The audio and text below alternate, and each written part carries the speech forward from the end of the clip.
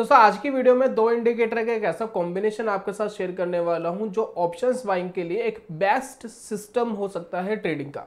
देखिए options buying के अंदर सबसे ज़्यादा ज़रूरी क्या है कि जब आप ट्रेड लो, ट्रेड आपके फेवर में जाए और जल्दी जाए। यानी अगर मार्केट में आपने कॉल बाय करके रखा है बैंक निफ्टी का या निफ्टी का, उसमें आपको बेनिफिट तभी होगा कि बैंक निफ्टी ऊपर तो जाए लेकिन तेजी से जाए, धीरे धीरे ना जाए। अगर वो धीरे धीरे गया तो जो उसका प्रीमियम है वो धीरे धीरे कम होता रहता है और पैसा बनने के बजाय आपका पैसा डाउन हो जाता है, कम हो जाता है। यही रीजन है कि ऑप्शंस बाइंग में पैसा कमाना हमेशा से मुश्किल रहा है, लेकिन इसका सॉल्यूशन यही है कि हम ऐसे ट्रेंड को पिक कर सके जहां मार्केट तेजी से रिएक्ट करे, या तो तेजी की तरफ या मंदी की तरफ। अब मार्केट में पैसा बने तो इंस्टेंट पैसा बने और अपना प्रॉफिट बुक करे और हम बाहर हो जाए। यही दोस्तों चाहिए होता है ऑप्शंस बायर को। तो आज की वीडियो में जो दो कॉम्बिनेशंस में आपके साथ शेयर कर रहा हूँ, ये ऑप्शंस बाइंग के लिए बहुत अच्छे हैं, साथ ही साथ फ्यूचर्स के लिए भी अच्छे हैं, और साथ ही साथ अगर आप नॉर्मल कैश ट्रेडिंग करना चाहते हैं उसके लिए तो है ही, तो उसमें भी कोई प्रॉब्लम नहीं है। तो ये कौन से दो इंडिकेटर है जिसका कॉम्बिनेशन हम बना रहे हैं, और साथ में आज की वीडियो में कैल्टनर चैनल को बेसिकली यहाँ फोकस किया जाएगा, साथ में एक इंडिकेटर को बाद में ऐड किया जाएगा। तो पूरी वीडियो देखना ताकि आपको अच्छे से पूरी चीज समझ में आ सके।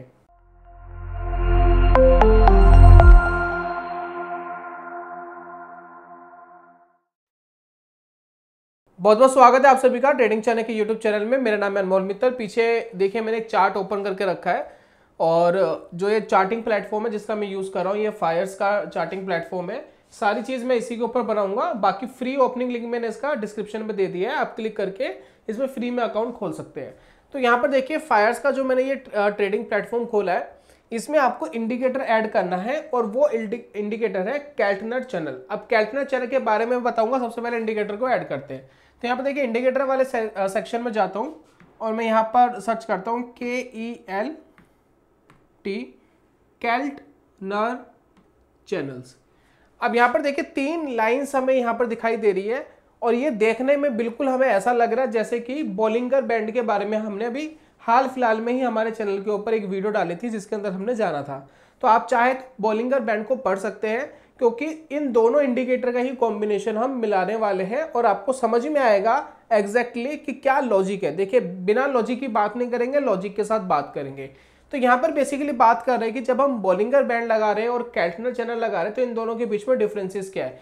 देखिए हमेशा देखिए मार्केट में जितने भी लॉट्स ऑफ इंडिकेटर है ना, ये जो बनाए गए हैं, डेवलप्ड किए गए हैं, ये किसी न किसी रिक्वायरमेंट के बाद किए गए हैं। यानी बॉलिंगर बैंड जो बहुत पुराना इंडिकेटर है, कैल्टनर चैनल उसके बाद में आया है। इन दोनों के बीच के अंदर भी कुछ ना कुछ डिफरेंस है। देखने में ठीक लग रहे हैं, देखने में ऐसा लग रहा है कि वैसे ही है, फर्क क्या है, लेकिन इनके बीच में भी लॉजिकल बहुत सारी चीज चेंज है, और इसकी रिक्वायरमेंट क्यों पड़ी इसके बारे में समझेंगे। देखिए यहाँ पर आपको 3 लाइनें दिखाई दे रही है। पहली बात करते हैं बीच वाली लाइन क्या है, और सबसे पहले मैं इसको बोल्ड कर लेता हूँ ताकि आपको समझ में आए। तो यहाँ पर देखिए थोड़ा सा हमने इसको बोल्ड कर लिया ताकि सारी लाइनें आपको विजिबल हो। चलिए ठीक है, बोल्ड हो गया। सबसे पहला हमें जानना है कि बीच वाली लाइन हमें क्या कह रही है, यानी ये वाली जो लाइन है, बीच वाली मिडिल वाली लाइन क्या कह रही है, इसको जरा समझेंगे। तो यहाँ पर हम एक बार कलर पिक कर लेते हैं, ब्लैक, ये वाली लाइन। ठीक है, ये बीच वाली लाइन क्या है, ये है दोस्तों EMA, एक्सपोनेंशियल मूविंग एवरेज। ठीक है, और जब हमने बॉलिंगर बैंड की बात करी थी, बॉलिंगर बैंड के अंदर जो बीच वाली लाइन होती है वो होती है सिंपल मूविंग एवरेज। तो दोनों के बीच में क्या आ गया, एक डिफरेंस पहला यही आ गया, ये EMA है बीच वाली। बॉलिंगर बैंड के अंदर क्या था, SMA थी। EMA और SMA क्या डिफरेंस है, देखिए SMA के ऊपर मैंने एक डेडिकेटेड वीडियो बनाई है, मैं बहुत ज़्यादा चीज़ें समझाऊंगा तो आप कंफ्यूज हो जाएंगे। बस इतना समझिए, जो SMA है वो हर कैंडल को बराबर वेटेज के साथ एक एवरेज देती है, लेकिन EMA क्या करती है कि अगर मैंने 10 की EMA लगाई है, 15 की EMA लगाई, तो जो करंट वाली कैंडल्स है उनको ज़्यादा अहमियत देगी, उसकी वेटेज ज़्यादा लेगी, और पीछे वाली कैंडल्स को कम अहमियत देगी। तो इसलिए ये ज़्यादा रिस्पॉन्सिव होती है, यानी ये बहुत जल्दी रिएक्ट कर जाती है अगर हम कंपेयर करें SMA से। तो पहला दोस्तों डिफरेंस ये है। अब दूसरा हम बात कर लेते हैं, एक तो ये अपर बैंड की, ठीक है ना, ये है अपर बैंड, और ये है लोअर बैंड। अब इन दोनों में डिफरेंस क्या है, अपर बैंड और लोअर बैंड, ये तो बॉलिंगर बैंड में भी होता है। इसके अंदर दोस्तों जो मेन डिफरेंस है वो ये है जो बॉलिंगर बैंड है वो स्टैंडर्ड डेविएशन को डिनोट करके एक बैंड बनाता है ऊपर का और नीचे का, लेकिन ये क्या करता है, ये एटीआर इंडिकेटर को यूज करता है, जो हमने अभी लास्ट वाली वीडियो में स्टॉप लॉस को यूज कैसे किया जा सके उसके बारे में पढ़ा था। अब जो एटीआर इंडिकेटर है वो भी क्या है, वॉलेटिलिटी को मेजर कर रहा है और स्टैंडर्ड डेविएशन सिर्फ क्लोजिंग को करता है। देखिए जो कैंडल के क्लोज है ना, जितने भी क्लोज हो रहे हैं, जहां कैंडल क्लोज हो रही है उसके बिहाफ पे स्टैंडर्ड डेविएशन अपने इनपुट्स देता है, लेकिन ये जो है एटीआर जो है वो हाई लो को भी कैप्चर करता है। ये देखिए कैंडल ने क्या हाई बनाया, कैंडल ने क्या लो बनाया, उसको भी दोस्तों कैप्चर करता है। तो दैट्स वाई रीजन कि इन दोनों के अंदर भी एक डिफरेंस है। ये बॉलिंगर बैंड की तीनों लाइनें बॉलिंगर बैंड से मैच नहीं करती, देखने में आपको बॉलिंगर बैंड से ऐसा लगेगा, लेकिन तीनों अपनी अलग कैलकुलेशंस पे चल रही है। तो यहाँ पर देखिए जो एटीआर यानी अपर बैंड कैसे बन रहा है, तो अपर बैंड सिंपली कैसे बन रहा है, तो इसमें क्या होगा, अपर बैंड बनाने के लिए हमें क्या करना पड़ेगा, ईएमए प्लस मल्टीप्लायर और साथ में एटीआर, बस ये दोस्तों इसका अपर बैंड का फॉर्मूला होता है, प्लस और यहाँ पर ईएमए माइनस मल्टीप्लाई एटीआर कर दोगे तो नीचे का बैंड आ जाएगा। ये दोनों जो दोस्तों मिल करके, ये सभी चीजें मिल करके एक कैल्टनर चैनल इंडिकेटर डेवलप करती है। तो यहाँ पर दोस्तों कहना गलत नहीं होगा कि अगर एटीआर ऊपर की तरफ हमने लगा लिया तो हम एक एक्सपेक्टेड वॉलेटिलिटी को मेजर कर रहे हैं, और एटीआर कभी बढ़ता भी है कभी डाउन भी होता है। देखिए एटीआर क्या है, एवरेज टू रेंज, लास्ट वाली वीडियो में मैंने पढ़ाया था, आप चाहे तो उसको देख सकते हैं। अब एटीआर में क्या होता है कि लास्ट जो कैंडल्स है, जितने हाई लो कैंडल्स ने बनाया है उनकी एक एवरेज निकाल के आप सामने रखा जाता है, जिससे हमें पता लगता है कि मार्केट के अंदर कितना मार्केट ऊपर जा सकती है, हाई लो क्या बन सकता है आज का, तो वो एक लेवल हमें हमारे पास आ जाता है। तो यही दोस्तों एटीआर करता है और इन सभी कॉम्बिनेशन से इंडिकेटर बने हैं। अब यहां पर देखिए बॉलिंगर बैंड और इसकी सेटिंग्स बिल्कुल अलग है, लेकिन दोनों को कंबाइन करेंगे तो हमें एक फिल्ट्रेशन मिलती है, और वो फिल्ट्रेशन हमें ऑप्शंस बाइंग यानी फास्ट मूवमेंट को पकड़ने में काफी हेल्प कर सकती है। तो ये दोस्तों आपको लॉजिक समझ में आ गया। चलिए अब एक काम करते हैं, एक बार सेटिंग्स में चलते हैं और सेटिंग्स में देखते हैं कैल्टनर चैनल की सेटिंग्स में क्या क्या चीजें अवेलेबल है, जिससे हमें क्लैरिफिकेशन होगी कि बेसिकली इंडिकेटर कर क्या रहा है। तो यहाँ पर देखिए कुछ यहाँ पर स्टाइल्स है, upper band, middle band and lower band. अब इनपुट्स के अंदर अगर हम जाएंगे तो हमें पता लगेगा लेंथ इसमें दी गई है 20 और इसमें मल्टीप्लायर दिया गया है 1, ठीक है।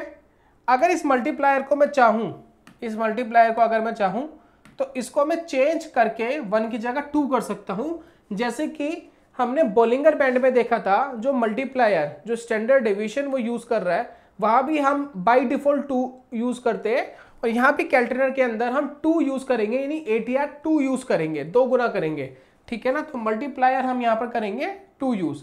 जैसे हम 2 यूज करेंगे तो ये देखिए ये दोनों लाइनें थोड़ी सी वाइड हो गई है, तो ये दोस्तों हमें चाहिए। चलिए अब दोस्तों मैं यहाँ पर 2 इंडिकेटर कंबाइन करने वाला हूँ, जिससे आपको 2 स्ट्रेटजीज मिलती है, और वो दोनों स्ट्रेटजीज आपके लिए बहुत अच्छे से काम कर सकती है। तो दोनों को अच्छे से समझिएगा और जानने की कोशिश करिएगा कि किस तरीके से हम चीज़ों को बहुत सिंप्लिसिटी से अप्लाई करके अपने ट्रेडिंग डिसीजन ले सकते हैं। चलिए अब यहां पर देखिए हमारे पास ये आ गया मल्टीप्लायर 2 करके ये आ गया। अब इसके अंदर हम बॉलिंगर बैंड को ऐड करेंगे और समझेंगे क्यों ऐड करा है और चीजें समझने की कोशिश करेंगे। तो यहाँ पर देखिए स्टाइल में जाते हैं, सबसे पहले मिडल लाइन हम हटा लेते हैं, मिडल लाइन का हमें कोई काम नहीं है। तो यहाँ पर देखिए मिडल लाइन मैंने हटा ली है। अब हमारे पास 2 ब्लू कलर की लाइन आ गई है और ये कैल्टनर चैनल के upper band and lower band है। ठीक इसी तरीके से हम इसमें बॉलिंगर बैंड ऐड करेंगे और उन दोनों के भी अपर बैंड और लोअर बैंड लेंगे, मिडल लाइन को हम हटा देंगे। तो यहाँ पर देखिए मैं सेट इंडिकेटर्स में गया और यहाँ पर मैंने बॉलिंगर बैंड्स यहाँ पर मैंने ऐड करा। फिर उसके बाद मैं गया सेटिंग्स में बॉलिंगर बैंड के, देखिए मिड लाइन हमने हटा दी है। अपर बैंड के देखिए कलर में चेंज कर रहा हूँ ताकि आपको दोनों इंडिकेटर के बीच में डिफरेंसेस पता लगे। ये देखिए, चलिए अब दोस्तों हमारे पास क्या यहां पर मिल गया है। अब यहां पर देखिए कैल्टनर और बॉलिंगर बैंड दोनों लग गए हैं चार्ट के ऊपर। जो ये ऑरेंज कलर की लाइट और ऑरेंज कलर की लाइन है, ये है बॉलिंगर बैंड की लाइन, और इसके ऊपर और नीचे जो लाइनें दिख रही है ये आपको दिख रही है कैल्टनर चैनल की लाइन। अब आपको बीच बीच में आपको क्या दिख रहा होगा कि बॉलिंगर बैंड बाहर जाता है और बाहर जाकर के वापस अंदर आ रहा है। यहाँ पर देखिए आपको कई बार ये दिख रहा होगा, ये देखिए कैल्टनर चैनल की दोनों लाइनें देखिए बाहर की तरफ है, ठीक है, लेकिन बॉलिंगर बैंड अंदर की तरफ आ गया। इसका रीजन क्या है? इसका रीजन दोस्तों यही है, Bollinger band standard deviation use कर रहा है, वो भी क्लोजिंग बेसिस पर। तो जब हम क्लोज टू क्लोज हम कैप्चर करेंगे तो वॉलेटिलिटी ऑटोमेटिक कम हो गई। लेकिन जहां हमने एक ऐसी चीज को ऐड कर दिया जहां पर हम हाई और लो दोनों कैप्चर कर रहे हैं, वहां पर वॉलेटिलिटी ऑलरेडी हाई हो गई। तो इसलिए आप देख रहे हैं कि बीच बीच में क्लोजिंग बेसिस पर मार्केट काफी नैरो हो रही है, जिस वजह से बॉलिंगर बैंड भी नैरो हो रहा है। लेकिन कैल्टनर चैनल इतना ज्यादा नैरो नहीं हो रहा जितना बॉलिंगर बैंड हो रहा है, जिसका मेन रीजन है वो हाई एंड लो दोनों को कैप्चर कर रहा है। जैसे कि अगर मैं कैंडल देखूं, यहां पर देखिए कैंडल बनाते हैं, ठीक है। अब मान लेते हैं ये इसकी ओपनिंग है, ओपनिंग हो रही है 100 रुपीज पे और क्लोजिंग हो रही है 105 पे, ठीक है। और अगली कैंडल एक बनाते हैं, ठीक है। अगली कैंडल हमने बनाई, अब इसमें हमने देखा कि इसकी ओपनिंग हुई 95 पर और क्लोजिंग मान लेते हैं 100 पे। तो ये बॉलिंगर बैंड क्या करेगा, ये 100 और 95, ये जो सॉरी माफी चाहूंगा, जो क्लोजिंग है 105 और 100, इन दोनों को पकड़ करके आपको रिजल्ट देगा। लेकिन कैल्टनर चैनल क्या कर रहा है? कैल्टनर चैनल कह रहा है नहीं जी, ये जो हाई बनाया था इसने, हाई जो बनाया 110, साथ में 90 और यहां भी जो हाई लो बने, इन दोनों को भी हम इंक्लूड करेंगे क्योंकि एटीआर में ये दोनों इंक्लूडेड है। That's why reason. अब देखिए अब आपके पास कितनी बड़ी रेंज हो गई। यहाँ क्लोजिंग बेसिस पे बहुत कम था, हाई लो डिनोट कर दोगे, ऐड कर दोगे तो बड़ी रेंज होगी। इसी वजह से ये बीच बीच में बहुत नैरो होता है और कैल्टनर चैनल नैरो तो होता है लेकिन इतना ज्यादा नहीं होता। तो यहां पर हमें पता लगता है कि वॉलेटिलिटी काफी कम हो गई है। चलिए, तो ये चीजें मैंने आपको बहुत हद तक समझाने की कोशिश करी है कि क्या क्या डिफरेंसेस है दोनों इंडिकेटर के अंदर। बात कर लेते हैं अपनी 2 स्ट्रेटेजीज की। नंबर 1 स्ट्रेटेजी जो हम जान रहे हैं वो ऑप्शंस बायर के लिए नहीं है, पहले आप उसको जान लीजिए, नंबर 1 स्ट्रेटेजी। देन मैं लास्ट वाली जो स्ट्रेटेजी है वो ऑप्शंस बाइंग के लिए आपके साथ शेयर करूंगा। पहली स्ट्रेटेजी क्या है? देखिए पहली स्ट्रेटेजी बहुत सिंपल है, जिसके बारे में हमने बॉलिंगर बैंड वाली वीडियो में भी बात करी थी। देखिए दोनों लाइनें जो ऊपर की और नीचे की, इन दोनों के बीच में एक गैप आ रहा है, ठीक है ना। बहुत बार देखिए ये गैप आ रहा है, मैं आपको गैप्स दिखा रहा हूं। ये देखिए एक गैप ये आ रहा है, ठीक है, यहां पर एक गैप आया और यहां देखिए गैप आ रहा है, यहां देखिए गैप आ रहा है, यहां देखिए गैप आ रहा है। यही जो गैप आ रहा है, बीच में जो गैप्स आ रहे हैं, यही आपके लिए बेस्ट बाइंग और सेलिंग ट्रिगर है। यही दोस्तों जो गैप आपको बीच बीच में दिखाई दे रहे हैं, यही आपकी ट्रेडिंग अपॉर्चुनिटीज है। यानी यहां पर आपको शॉर्ट की अपॉर्चुनिटी मिलेगी ऊपर की तरफ और यहां पर आपको बाय की अपॉर्चुनिटी मिलेगी। दो जो लाइन से इनके बीच में जो गैप्स आ रहे हैं, ये दोनों आपको अपॉर्चुनिटीज देने वाले हैं। हम यहां पर आपका ट्रेडिंग सेटअप बनता किस तरीके से उसके बारे में बात करते हैं। मैंने आईटीसी का चार्ट लिया हुआ है, आप कोई भी चार्ट ले सकते हैं, बैंक निफ्टी का भी ले सकते हैं। आप 5 मिनट 15 मिनट का टाइम फ्रेम पे भी काम कर सकते हैं, इंट्राडे के अंदर भी आप इसका यूज कर सकते हैं। तो कुछ भी आप कर सकते हैं, ऐसी कोई प्रॉब्लम नहीं है कि इस टाइम फ्रेम पे काम करेगा, इस पे नहीं करेगा, सब पे करेगा, हर सेगमेंट में काम करेगा। लेकिन थोड़ा सा आप अपनी समझ रखेंगे तो चीजें अच्छे से काम कर सकती है, क्योंकि आपको पता है कि कौन सी चीज कितनी वोलेटाइल है। देखिए अगर मैं कंपेयर करूं निफ्टी और बैंक निफ्टी को, तो हमें पता है कि बैंक निफ्टी ज्यादा वोलेटाइल है, निफ्टी थोड़ा भागता है, बैंक निफ्टी ज्यादा भागता है। तो अगर आप trend based indicator, trend based कोई सेटअप लेकर के कोई चीज आप इंक्लूड करना चाहते हैं चीजों में, तो बैंक निफ्टी आपके लिए ऑब्वियसली ज्यादा बेटर काम करेगा। तो यही दोस्तों आपको समझने की जरूरत है। तो यहां पर देखिए स्ट्रेटेजी क्या है, स्ट्रेटेजी बहुत सिंपल है। हमें वेट करना है मार्केट एक गैप के आसपास आए। जैसे कि देखिए ऑलरेडी मैंने 5 मिनट का ही टाइम फ्रेम लिया हुआ है, बड़ा टाइम फ्रेम नहीं लिया हुआ है। तो यहां पर देखिए गैप के आसपास मार्केट आए, गैप के पास। तो यह देखिए दोनों के बीच में गैप था, दो लाइनों के बीच में यहां मार्केट आई। तो हमें वेट करना है कि अगर इस गैप के अंदर क्लोजिंग आ जाती है, देखिए यहां पर देखिए 1 2 3 कैंडल्स ने क्लोजिंग दी, फिर हमें वेट करना है इस गैप के अंडर में, यानी इन दोनों लाइनों के अंडर में वापस मार्केट कब घूमता है। जैसे कि देखिए ये ग्रीन कलर की जो कैंडल थी, ये वापस अंदर क्लोज हो गई। जब भी इस कैंडल का अगर हाई ब्रेक होता है तब हम एंट्री लेंगे। अब आपने देखा ये ग्रीन कलर की कैंडल ऊपर तो आ गई लेकिन हाई ब्रेक नहीं करा, तो हम वेट करेंगे वापस कोई ऐसी कैंडल मिल जाए। तो ये देखिए ग्रीन कलर की कैंडल वापस अंदर में आई और यहां पर हमारे लिए ट्रिगर होता है, ये हमारे लिए एंट्री ट्रिगर होती है। थोड़ा सा मैं इसको बड़ा करता हूं चार्ट को ताकि आपको और क्लैरिटी मिले। ये देखिए ये हमारे लिए होती है एंट्री, ये हमारे लिए होता है एसएल। अब एसएल देखिए मैंने किस बेस पे लगाया है, लास्ट की दो कैंडल्स देखिए, एक तो करंट कैंडल देखिए और ये कैंडल देखिए, दोनों का जो दोनों के बीच में सबसे ज्यादा लो है, ये वाली लो है, ये वाली लो है, उसके नीचे मैंने एसएल लगा दिया है। दूसरा एसएल लगाने का दोस्तों तरीका ये है, लास्ट वाली वीडियो देख लेना, मैं आई बटन पे दे रहा हूँ एटीआर इंडिकेटर वाली, उसके बाद उसमें मैंने एटीआर बेस्ड आपको एसएल लगाने सिखाए हैं, आप उसको देखेंगे तो ये वाला काम आपका और अच्छे से हो सकता है। ठीक है, चलिए एंट्री आपको पता लग गई, एसएल आपको पता लग गया, दो candle, current candle, last candle, दोनों के बीच का जो लो, जिसमें लो सबसे ज्यादा हो उसके नीचे आप एसएल लगा सकते हैं, और उसके अगेंस्ट में 1 गुना 2 गुना अपना टारगेट रखिए। जैसे कि आप देखेंगे थोड़ा समय लगेगा, लेकिन वो टारगेट आपका अचीव करके गया, मार्केट ऊपर गई, ये देखिए यहाँ पर मार्केट ऊपर गई है, 3 बजे के आसपास मार्केट ऊपर चली गई थी, 3:10 3:20 पर 2 गुना 3 गुना आपको प्रॉफिट आ जाता। या फिर जो अपर बैंड है, अपर बैंड के आसपास जो मार्केट अगर टच कर जाती है तो वो आपका टारगेट होता है। तो इस तरीके से आपकी एक स्ट्रेटेजी बनती है। यहाँ पर देखिए बहुत सारे सिग्नल्स आपको मिलेंगे, उसको देख लेते हैं। इसी पर देखिए वेट करना है कि गैप के अंदर क्लोजिंग आए। देखिए अब ये वाला देखिए, यहां पर देखिए मार्केट गिरा, ये गैप के अंदर में देखिए यहां क्लोजिंग आई, इस कैंडल ने क्लोजिंग दी, क्लोजिंग देने के बाद हमें वेट करना है कि वापस अंडर में कब आ रही है मार्केट, वापस दोनों बैंड के बीच में कब आ रही है। तो यहां देखिए एक कैंडल ने यहां क्लोजिंग दी बीच में, इसका हाई ब्रेक नेक्स्ट कैंडल ने कर दिया, एसएल यहां नीचे लगता, टाइम लगेगा लेकिन टारगेट आ गया। देखिए वापस मार्केट ऊपर चलेगी, रिवर्स कर गई है, राइट। अब यहां पर देखिए और देखते हैं, ये वाला देखिए, ये देखिए क्लोजिंग आ गई थी, ये देखिए हमें वेट करना था वापस मार्केट कब अंडर में आती है दोनों लाइनों के। यहां देखिए आई, इसका लो भी ब्रेक हो गया, लो ब्रेक हो गया और फिर देखिए मार्केट गिर गया। दोनों लाइनों के बीच में गैप का हमें फायदा उठाना, ये हमारे लिए बाइंग एंड सेलिंग जोन बन जाते हैं। और देखते हैं, ये देखिए इन दोनों के नीचे क्लोजिंग दी, गैप के अंडर में आई मार्केट, ये देखिए अब यहां पर देखिए इन दोनों के लाइन के ऊपर आ गई है, यहां पर हमें बाय करना था, दो कैंडल में लोस जो सबसे ज्यादा है उसके नीचे एसएल लगाएंगे, वापस मार्केट ऊपर चला गया।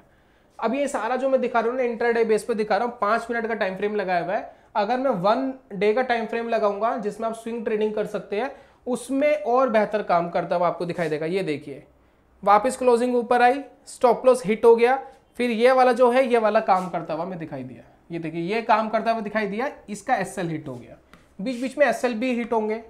यहाँ देखिए वापस ऊपर चला गया, यहाँ देखिए ऊपर से मार्केट नीचे आ गई, कितनी स्ट्रांगली मार्केट नीचे आ गई है, 5 मिनट में पैसा बन जाता।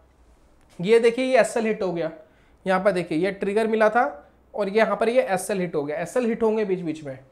और ये देखिए मार्केट यहाँ पर आया और फिर वापस ऊपर चला गया, तो ये प्रॉफिटेबल ट्रेड, ये देखिए ये प्रॉफिटेबल ट्रेड, बीच में आया, क्लोजिंग नीचे आई, लो ब्रेक हुआ और बढ़िया फैंटास्टिक तरीके से पैसा बना। तो इस तरीके से आपको वेरियस सिग्नल मिलेंगे। ये देखिए ये एसएल वाला सिग्नल है, यहाँ स्टॉप लॉस लग जाता, ठीक है ना, यहाँ एसएल लग जाता तो एसएल भी मिलेंगे, उसमें भी कोई डाउट नहीं है, एसएल भी आएंगे बीच बीच में। ये देखिए प्रॉफिटेबल ट्रेड बनता, ठीक है, बड़ा ट्रेड नहीं था, छोटा था लेकिन प्रॉफिटेबल था। तो बहुत सारे सिग्नल हैं, ये देखिए यहाँ पर देखिए ये एसएल लगा और ये वर्क कर गया, तो एसएल भी लग रहे बीच बीच में, टारगेट्स भी आ रहे हैं, टारगेट्स बड़े आ रहे हैं, एसएल छोटे लगेंगे। ये हम सबको पता है कि यही तरीका है मार्केट से पैसे कमाने का। अब यहाँ पर हम बात कर रहे हैं स्पेशली ऑप्शंस बायर के लिए, जिनको मार्केट के अंदर फटाफट की मूवमेंट चाहिए और वो मूवमेंट मिलेगी तभी पैसा बनेगा। अब ये काम फ्यूचर्स वाले भी कर सकते हैं, स्विंग ट्रेडर भी कर सकते हैं, 1 डे के टाइम फ्रेम पे लगाए या 1 आवर के टाइम फ्रेम पे लगाए, जल्दी जल्दी अगर आपको कोई मूवमेंट चाहिए उसको कैप्चर करना पसंद करते हैं तो कर सकते हैं। चलिए अब ये जो मैंने पहले स्ट्रेटेजी बताई थी इसमें एक्यूरेसी ज्यादा आ सकती है, लेकिन अब जो मैं स्ट्रेटेजी बताऊंगा उसमें एक्यूरेसी कम आएगी, लेकिन जब भी मार्केट मूव करेगा, जब भी एक्यूरेसी आएगी तो बहुत ही अच्छे से, बहुत तेजी से मूव करेगा। तो यहाँ पर देखिए जो ऑप्शंस बायर है उसको हमेशा कम से कम जितना उसका एसएल है उसका 4 गुना या 5 गुना अपना प्रॉफिट रखना चाहिए। मान लेते हैं कि आपने कोई ट्रेड लिया जिसमें आपका एसएल 10 रुपीज का है, ठीक है, तो उसके कंपैरिजन में आपको 40-50 रुपए मार्केट से लेने हैं, कमाने हैं कम से कम, तभी आप प्रॉफिटेबल हो सकते हो। तो ये दोस्तों सोच के चलना है आपको, ये सोचोगे तभी ऑप्शंस बाइंग में पैसा बनेगा। चलिए अब बात कर लेते हैं कि किस तरीके से हम मूवमेंट को पकड़ सकते हैं। मेनली दोस्तों हमने बॉलिंगर बैंड वाली वीडियो में बात करी थी कि जब भी बैंड कोई ब्रेक होगा, जैसे कि अपर बैंड अगर ब्रेक होता है या लोअर बैंड ब्रेक होता है और उसके बाद नेक्स्ट कैंडल ही क्लोजिंग दे दे वो ब्रेक करके, और नेक्स्ट कैंडल ही उसके नीचे चले जाए, तो वहां पर हमें एक बहुत अच्छा ट्रेंड मिल सकता है। लेकिन जब हम कैल्टनर चैनल और बॉलिंगर बैंड को मर्ज करते हैं, दोनों को मिलाते हैं, तो बहुत सारे रॉन्ग सिग्नल्स हमारे फिल्टर हो जाते हैं।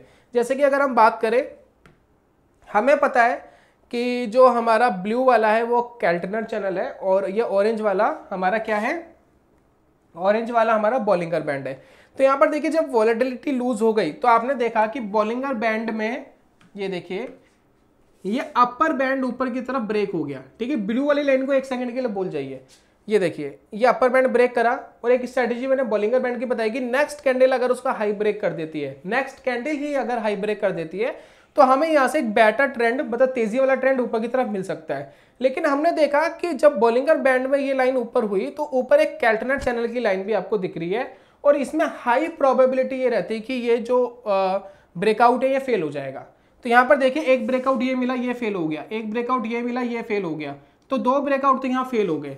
तो यहाँ पर हमने क्या करा स्ट्रेटेजी के अंदर, दोनों लाइनों के ऊपर मार्केट अगर क्लोजिंग देती है, जैसे कि अगर ये कैंडल दोनों लाइनों के ऊपर क्लोजिंग देती है, जैसे कि मान लेते हैं कैंडल ऐसी बनी ऊपर, दोनों लाइनों के ऊपर क्लोजिंग दे दी, और नेक्स्ट कैंडल ने हाई ब्रेक कर दिया, नेक्स्ट कैंडल ने हाई ब्रेक कर दिया, ये हमारे लिए एंट्री पॉइंट बनेगा, और यहां से हम मार्केट के अंदर बुलिश यानी लॉन्ग का ट्रेड लेंगे। ठीक इसी तरीके से अगर दोनों लाइनें नीचे की तरफ ब्रेक होती है और नेक्स्ट कैंडल ही लो ब्रेक कर देती है, तो यहां पर हम शॉर्ट की एंट्री ले सकते हैं। तो ये दोस्तों हम यहां पर करने वाले हैं, और देखते हैं कि किस तरीके से यहां पर ट्रेड्स मिलेंगे। अब मैं आईटीसी का चार्ट हटा करके एक बार बैंक निफ्टी का देख रहा हूं, ताकि ऑप्शन स्पाइंग वगैरह ज़्यादातर इंडेक्स में की जाती है, ज़्यादातर वॉल्यूम ही इंडेक्स में, निफ्टी, बैंक निफ्टी। बाकी मैं आईटीसी में भी आपको दिखा सकता था, कोई प्रॉब्लम नहीं है। कोई भी चार्ट देखिए आपको मोमेंटम देखने को मिलेगा। चलिए मैं यहाँ पर लगा रहा हूँ बैंक निफ्टी।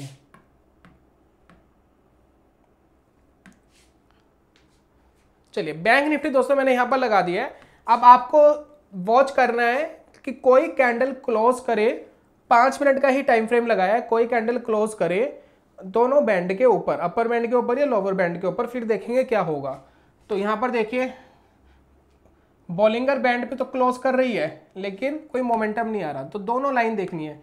यहां पर देखिए बॉलिंगर बैंड के नीचे क्लोज करी, लेकिन दोनों लाइनों के नीचे क्लोजिंग नहीं आई, तो दोनों लाइनें हमें चाहिए। उसी के बाद हम कंसिडर करेंगे इसको।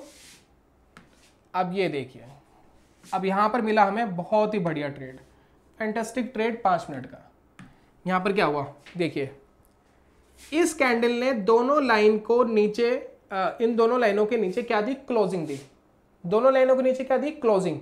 जब दोनों लाइनों के नीचे यहां पर क्लोजिंग दी, तो हमारा नेक्स्ट क्या कंडीशन है, नेक्स्ट कंडीशन है इस कैंडल का लो ब्रेक होना चाहिए। यहां देखिए इस कैंडल का लो भी नेक्स्ट कैंडल ने ही ब्रेक कर दिया, अगली ही कैंडल ब्रेक कर दे, तो यहां ब्रेक हो गया। यह हमारे लिए बनता है शॉर्ट का ट्रेड। स्टॉप लॉस कहां लगेगा, एटीआर वाली वीडियो देख लीजिए, आई बटन में मैंने दी है, आप उसको देख के लगा सकते हैं। दूसरा तरीका यह है कि लास्ट की 2 कैंडल के हाई के ऊपर लगा लीजिए।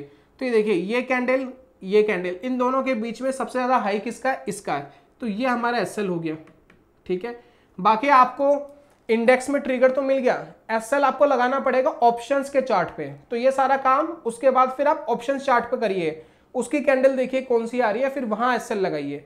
और उसके बाद देखिए मार्केट ने अगले 10-15 मिनट में ही बहुत ही शार्प मोमेंटम दिया, 100-150 पॉइंट मार्केट इंस्टेंट नीचे गिरा।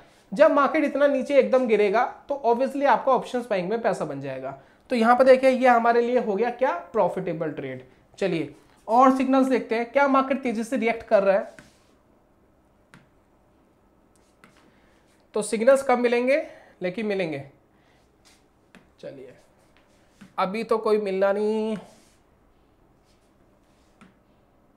यहां पर देखिए दोस्तों एक सिग्नल मिला, क्लोजिंग आई नीचे, उसके बाद मार्केट गया 100-150 पॉइंट के बाद वापस रिवर्स कर गया। अब ये हुआ इसलिए क्योंकि मार्केट एकदम गैप डाउन हुआ था। तो जब मार्केट एकदम गैप डाउन होता है तो उसमें ट्रेडिंग डिसीजन ना ले। अगर मार्केट खुद कर रहा है, थोड़ा टाइम लेके कर रहा है तो बेटर है। अब ये वाला सिग्नल आपको नहीं पिक करना है, क्योंकि ऑलरेडी देखिए मार्केट कहां से गैप डाउन हुआ है, ये देखिए ऑलरेडी, तो मोमेंटम तो ऑलरेडी गैप डाउन में ही आ गया है। तो इस तरीके के ट्रेड से आपको बचना है। गैप अप, गैप डाउन में ये आपके लिए वर्क नहीं करेगा, इसमें लॉस होने के ज्यादा चांसेस है, तो ये आपको इग्नोर करने हैं। चलिए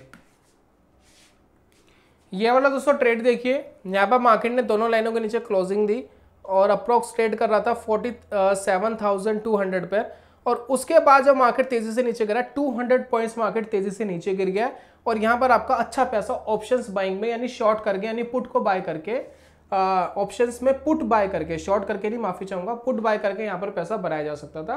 तो इस तरीके से दोस्तों यहां पर पैसा बनता है। अब यहां पर देखिए और देखते हैं कोई सिग्नल मिलता है क्या। यहां पर दोस्तों देखिए दोनों लाइनों के ऊपर क्लोजिंग आई, नेक्स्ट कैंडल ने हाई ब्रेक करा और मार्केट बहुत तेजी से 200-300 पॉइंट ऊपर चला गया। तो ये आपके लिए एक प्रॉफिटेबल ट्रेड होता।